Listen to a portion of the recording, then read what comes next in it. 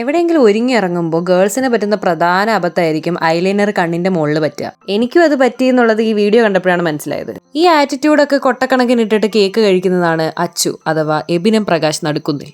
ഇതാണ് കഥയിലെ അടുത്ത താരം അജീഷ്. ഞങ്ങളിപ്പോൾ ഉള്ളത് കൊട്ടാരക്കരയ്ക്കടുത്ത് കുന്നിക്കോടാണ്. ഒരു കല്യാണത്തിന്റെ കൊയറനായിട്ടാണ് ഞങ്ങൾ വന്നേക്കുന്നത്. അങ്ങനെ കല്യാണമൊക്കെ തുടങ്ങി ഇടയ്ക്ക് അച്ഛൻ പ്രസംഗിക്കുകയാണ്.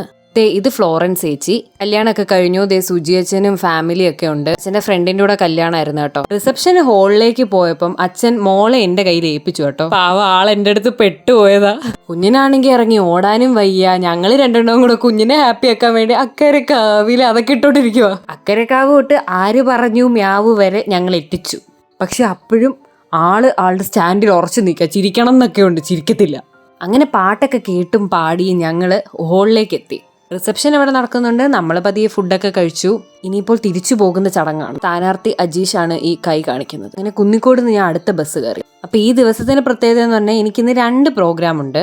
രണ്ടാമത്തത് വൈകിട്ട് ഒരു റിസപ്ഷൻ ആണ്. അപ്പൊ 2 കൊട്ടാരക്കര ആസ്പാസ് ആണ്. അപ്പൊ എന്റെ പ്രധാനപ്പെട്ട കൺഫ്യൂഷൻ ആയിരുന്നു എവിടെ നിൽക്കും ഈ ഗ്യാപ്പ് ഫില്ല് ചെയ്യാൻ. അപ്പോഴാണ് എന്റെ രക്ഷകയായി നീത വന്നത്. കാർ ഓടിച്ച് നീതയുടെ വീടിന്റെ അടുത്തായിരുന്നു എന്റെ വൈകിട്ടത്തെ റിസപ്ഷൻ. അങ്ങനെ അവിടെ വന്ന് ഞാൻ റെഡിയായി.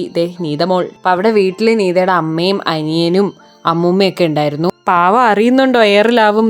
വീടിന്റെ അടുത്താണ്ട് എന്റെ പാട്ട് കേൾക്കാൻ അവരെല്ലാരും വന്നു. പണ്ട് ക്ലാസ്സിൽ നിന്ന് ഡ്രൈവിംഗിന്റെ ആശങ്കകൾ പറയുന്ന നീത ഇന്നൊരു പ്രോ ഡ്രൈവർ ആയതിൽ ഞാൻ അഭിമാനിക്കുന്നു. സിംഫണിയുടെ പ്രോഗ്രാം ആയിരുന്നു. ഷിബുചേട്ടനും ഫിറോസാറും ആമിറും ഒക്കെ ഉണ്ട്.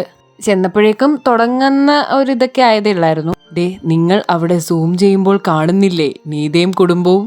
അങ്ങനെ പ്രോഗ്രാം ഒക്കെ പൗഡറായി കഴിഞ്ഞിട്ട് ഞങ്ങൾ ഫുഡൊക്കെ കഴിച്ചു. ഫുഡൊക്കെ ആസ്വദിച്ച് ഒരു 11 മണിയൊക്കെ ആയപ്പോഴത്തേക്കും വീട്ടിലെത്തി. അപ്പൊ ഇത്രയുള്ള വീഡിയോ ഇഷ്ടമായി ലൈക്ക് ചെയ്യുക, കമന്റ് ചെയ്യുക. Okay, by.